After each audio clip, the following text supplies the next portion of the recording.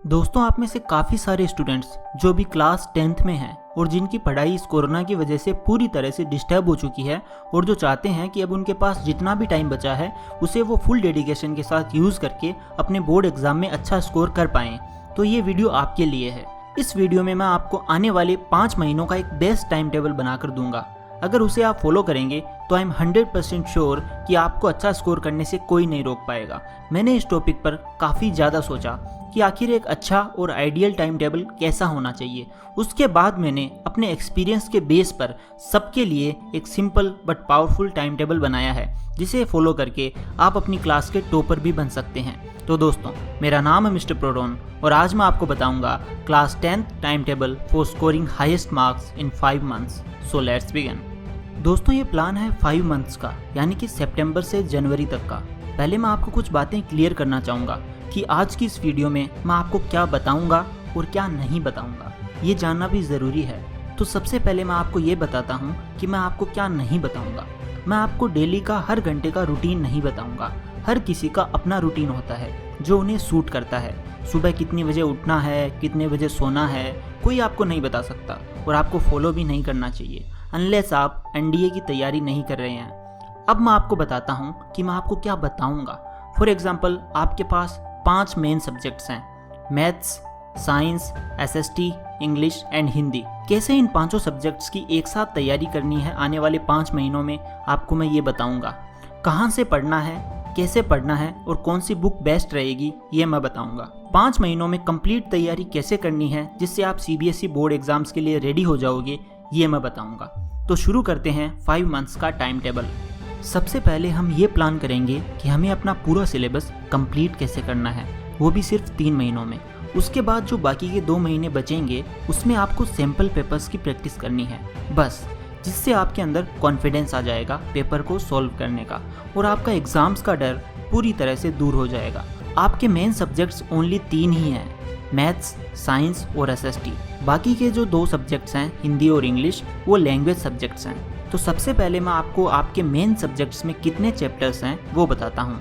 आपके मैथ्स में 13 चैप्टर्स हैं, आपकी साइंस में 13 चैप्टर्स हैं, आपके एसएसटी में 14 चैप्टर्स हैं। जैसा कि आपको पता है कि आपका सिलेबस रिड्यूस हुआ है इस साल, तो आपको क्या करना है कि एडुकार्ट की क्वेश्चन बैंक जो बुक आती है उससे रिड्यूस सिलेबस के चैप्टर्स का एक स्क्रीनशॉट ले लेना है और उसे प्रिंट कर लेना है। अब इसे अपने स्टडी टेबल पे स्टिक कर लो, जिससे आप एक एक करके चैप्टर्स को जैसे जैसे आप उनको कंप्लीट करते जाओ उनको क्रॉस ऑफ करते जाओ। अब आपको इस चार्ट का स्क्रीनशॉट लेना है। आप वीडियो को पॉज करके इसका स्क्रीनशॉट ले सकते हो। अब इस चार्ट को ध्यान से देखो। इस चार्ट के अकॉर्डिंग एक दिन में आप 3 सब्जेक्ट्स की तैयारी कर सकते हैं, जिसमें से 2 सब्जेक्ट्स आपके मेन सब्जेक्ट्स होंगे और 1 सब्जेक्ट आपका लैंग्वेज सब्जेक्ट होगा। यहाँ आपको एक चीज़ ध्यान में रखनी है कि आपको अपने मेन सब्जेक्ट को हर 2 दिन के बाद रिवाइज या रोटेट करना है, जो कि आप चार्ट को देखकर आराम से समझ जाओगे। बस इसका स्क्रीनशॉट ले लो। अब हम ये समझ लेते हैं कि हमें तैयारी कैसे करनी है। अगर आप कल से ही अपनी तैयारी शुरू कर रहे हो और ये मेरा बताया टाइम टेबल फॉलो करते हो, तो जो चैप्टर्स आपके अभी नहीं हुए हैं उनसे स्टार्ट करिए और जो चैप्टर्स आपने पढ़ रखे हैं उनको लास्ट में करिएगा। डेली आपको एक एक चैप्टर अपने मेन सब्जेक्ट का करना है और एक टॉपिक अपने लैंग्वेज सब्जेक्ट का, जैसा कि आप चार्ट में देख सकते हो। और एक चैप्टर को मैक्सिमम 2 दिन ही दीजिए। 2 दिन में ही कंप्लीट करने की कोशिश कीजिए एक चैप्टर को। और जो चैप्टर्स आपके स्ट्रॉन्ग हैं उन्हें आप एंड में कर सकते हैं विद इन 1 डे। आपको अपने मेन सब्जेक्ट्स को एक दिन में 3 से 4 घंटे देने हैं और लैंग्वेज वाले सब्जेक्ट्स जैसे हिंदी और इंग्लिश, इनको सिर्फ 2 घंटे देने हैं। अगर आप इस टाइम टेबल को फॉलो करते हैं तो आप अपने टोटल 40 चैप्टर्स 50 to 60 डेज में कंप्लीट कर लेंगे। कुछ चैप्टर्स जैसे कि कार्बन एंड इट्स कंपाउंड्स बहुत छोटे हो चुके हैं, तो आप उन्हें जल्दी कवर कर लेंगे। ये करने से आप नवंबर एंड तक अपने सारे chapters of maths, science and SST complete कर चुके होंगे और साथ में ग्रामर, लिटरेचर और राइटिंग की प्रैक्टिस भी आपकी हो चुकी होगी। अब सवाल आता है कि पढ़ाई कहाँ से और कैसे करें इन चैप्टर्स की, मतलब कि आपका स्टडी मटेरियल क्या होना चाहिए पढ़ने का। आपको आपके मेन सब्जेक्ट्स के लिए सिर्फ 2 बुक्स को ही रेफ़र करना है। एक तो है एडुकार्ट की क्वेश्चन बैंक और दूसरी है एनसीईआरटी टेक्स्ट बुक। एडुकार्ट की क्वेश्चन बैंक मैं आपको इसलिए रेफ़र कर रहा हूँ बिकॉज आपको सबसे पहले एकदम क्लियर होना चाहिए कि सिलेबस में क्या आएगा और क्या नहीं आएगा, यानी कि कौन से चैप्टर का कौन सा पोर्शन डिलीट कर दिया गया है ये आपको एडुकार्ट के क्वेश्चन बैंक में स्टार्टिंग में ही क्लियरली बताया गया है। एक एक टॉपिक जो नहीं पढ़ना है वो रेड मार्क हो रखा है, ये आप स्क्रीनशॉट में देख सकते हैं। जब आपको ये क्लियर हो जाएगा कि आपको क्या क्या पढ़ना है, तब आपको चैप्टर पढ़ना शुरू करना है। दोस्तों, आपके एग्जाम्स के लिए सबसे इम्पोर्टेंट पता है क्या है, जिसके बिना आप अच्छा स्कोर कर ही नहीं सकते हैं? वो है आपके प्रीवियस ईयर के क्वेश्चन पेपर्स। जी हाँ दोस्तों, प्रीवियस ईयर के क्वेश्चन से आपको इतना फ़ायदा हो सकता है जितना आप सोच भी नहीं सकते। ज़्यादातर question same to same exams में रिपीट होते हैं, तो आपको प्रीवियस ईयर के क्वेश्चंस को तो बिल्कुल भी नहीं छोड़ना है। एडुकार्ट के इस क्वेश्चन बैंक में आपको लास्ट 10 ईयर्स के सभी questions chapter wise and section wise मिल जाएंगे। मतलब किस चैप्टर से कौन सा क्वेश्चन कौन से पोर्शन से पूछा गया है, ये सब आपको पता चल जाएगा। इसमें आपको एनसीईआरटी एग्जाम्पलर के भी सभी इंपॉर्टेंट क्वेश्चंस दे रखे हैं और न्यू पैटर्न के ऑब्जेक्टिव सेक्शंस वाले क्वेश्चंस भी हैं with all types of questions including case based and MCQ etcetera. एक ही बुक से आपकी हर चैप्टर की हर पॉसिबल क्वेश्चन की सेक्शन वाइज तैयारी होगी। इससे आपका काफ़ी टाइम सेव होगा, क्योंकि रिड्यूस सिलेबस पे हर टाइप के इंपॉर्टेंट क्वेश्चंस की मार्केट में कोई और अच्छी बुक है ही नहीं। जब भी आपको कोई क्वेश्चन या टॉपिक समझ में ना आए तो आप उस टॉपिक की यूट्यूब पर वीडियोस देख सकते हैं और अच्छे से समझ सकते हैं। दोस्तों, एक और इंटरेस्टिंग चीज़ एडुकार्ट के क्वेश्चंस में मैंने देखी है कि काफ़ी क्वेश्चंस की detailed explanation and related theory दी हुई है। ये काफ़ी यूज़फुल है आपके कंसेप्ट्स क्लियर करने के लिए। ये देखिए दोस्तों, इस तरह से टॉपिक्स एक्सप्लेन करने से आप खुद से भी उस टॉपिक को अच्छे से समझ सकते हो। अब इस टाइम अगर आप शुरू से एक एक टॉपिक को पढ़ने बैठ जाओगे तो टाइम ज़्यादा लगेगा।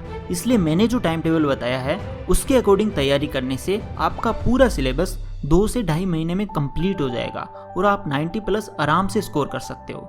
अब आ जाते हैं नवंबर के मिड या एंड पे, जब आपकी चैप्टर वाइज तैयारी कंप्लीट हो गई हो। अब नेक्स्ट के 2 महीने में आपको सिर्फ यूज़ करने हैं सैम्पल पेपर्स। जी हाँ, सीबीएसई का 2021 का पेपर कैसा आएगा ये आपको अक्टूबर तक पता चल जाएगा, जब सीबीएसई अपना सैम्पल पेपर अपलोड करेगा अपनी ऑफिशियल वेबसाइट पर।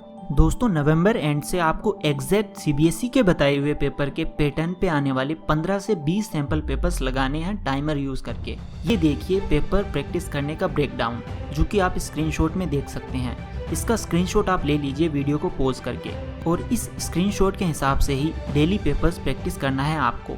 मार्केट से एक सैम्पल पेपर्स की बुक खरीद लेना, जिसमें आपको आपके सीबीएसई के पैटर्न पर सैम्पल पेपर्स मिले और साथ ही उनका डिटेल्ड सॉल्यूशन भी मिले। एक दिन में आपको टोटल 3 सैम्पल पेपर्स करने हैं, 2 पेपर्स मेन सब्जेक्ट के और 1 पेपर लैंग्वेज सब्जेक्ट का। अपने मेन सब्जेक्ट को हर 2 दिन में रोटेट करते रहिए, जिससे आपके हर सब्जेक्ट की तैयारी अच्छे से हो जाएगी। इस चार्ट के हिसाब से ही आपको नेक्स्ट 2 महीने में पेपर सॉल्व करने होंगे। एनसीईआरटी के क्वेश्चंस भी आप चैप्टर वाइज एडुकार्ट के क्वेश्चन बैंक से देख सकते हैं if needed. Overall January and तक आप हर सब्जेक्ट के 15 से 20 पेपर्स लगा चुके होंगे। अगर आप इस स्टेज पे पहुंच जाते हैं तो आपका कॉन्फिडेंस लेवल काफ़ी हाई हो जाएगा। यही आपकी जीत होगी। अगर आप थोड़ा डिले भी हो जाते हैं इस टाइम टेबल को फॉलो करने में तो कोई बात नहीं, आप थोड़ा टाइम और ले सकते हैं। बट आई प्रॉमिस यू कि आप एडुकार्ट के इस क्वेश्चन बैंक से अपना सीबीएसई 2021 क्लास 10th का एग्जाम क्रैक करने का गोल अचीव कर लेंगे। आई होप आपको मैंने आज जितना भी समझाया है वो आपके लिए हेल्पफुल रहेगा, और प्लीज़ इसको फॉलो करने की पूरी कोशिश करिएगा, क्योंकि मैंने बहुत मेहनत से इसकी प्लानिंग और रिसर्च की है। और एडुकार्ट की क्वेश्चन बैंक लेना मत भूलना, जिसकी लिंक आपको इस वीडियो के डिस्क्रिप्शन में मिल जाएगी। अगर आपको प्रीवियस ईयर और एनसीईआरटी के क्वेश्चंस करने हैं तो एडुकार्ट की क्वेश्चन बैंक सबसे बेस्ट रहेगी। तो दोस्तों, आज की वीडियो में बस इतना ही। तब तक के लिए take care and all the best for your upcoming exams. जय हिंद एंड गुड लक।